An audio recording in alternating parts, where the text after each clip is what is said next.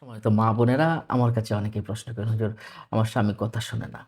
আমার স্বামী খুব নির্দয়। আমার স্বামী গালিগালাজ করে। আমার সাথে অনর্থক শুধুমাত্র নির্দয় ব্যবহার করে। খোঁজখবর রাখে না। তাদের জন্য আজ আমি ২ টা ইসিমের কথা বলব, ২ টা আমলের কথা বলব। পাওয়ারফুল আমি যাকেই দিয়েছি তারাই এটা দ্বারা লাভবান হয়েছে। আপনি যদি স্বামীর চেহারার দিকে তাকিয়ে মাত্র ৩ বার পড়তে পারেন।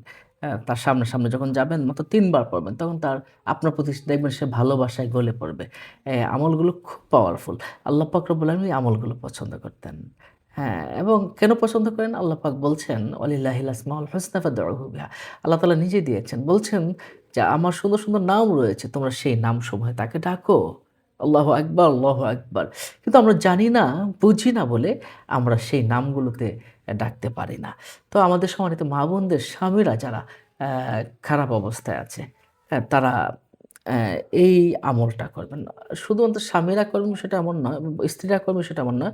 যেকোনো মানুষই এই আমলটা করলে তাদের যারা উপরে পদস্থ মনিব আছে, নির্দয় যারা, মালিক আছে যারা নির্দয়, আপনি নিচের পদে চাকরি করেন, আপনার উপরে যারা আছে খুব নির্দয়, আপনার শ্বশুর-শাশুড়ি আছে খুব নির্দয়, আপনার সাথে খারাপ ব্যবহার করে, তাদের সামনে গিয়ে কয়েকবার তাদের দিকে তাকিয়ে মাত্র পড়ুন, ইয়া লতিফু, ইয়া লতিফু, ইয়া লতিফু।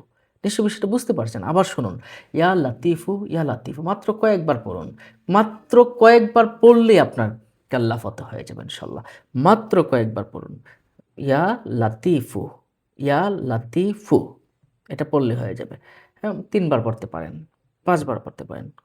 ইনশাআল্লাহ সামনে এগিয়ে যাবেন, ভালোবাসবে। আপনার স্বামী, আপনার শ্বশুর-শাশুড়ি, আপনার উপরে পদস্থ যারা আছে, এটা দিতে পারেন। অন্য মুমিন মুসলমানকে কিন্তু জানাবেন বিষয়টা। আর আমল করলে আমার জন্য দোয়া করবেন। আমল করে ফল পেলে আমার জন্য দোয়া করবেন এবং আল্লাহর পথে কিছু দান সদকা করে দিবেন। আর যে স্বামীর, আমার সম্মানিত মা-বোনদের যাদের স্বামীরা তারা কোনো কি করতে পারেন না, তারা স্বামীর কোনো খোঁজখবর নেয় না। স্বামী তার স্ত্রীর কোনো খোঁজখবর না, ফেলে রেখে চলে গেছে।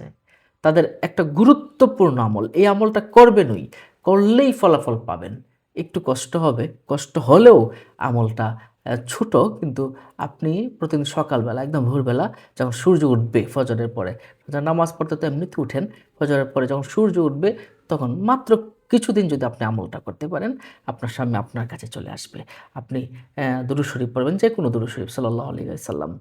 যেকোনো দরুদ শরীফ ১-২ বার পড়লেন, ৩ বার পড়লেন।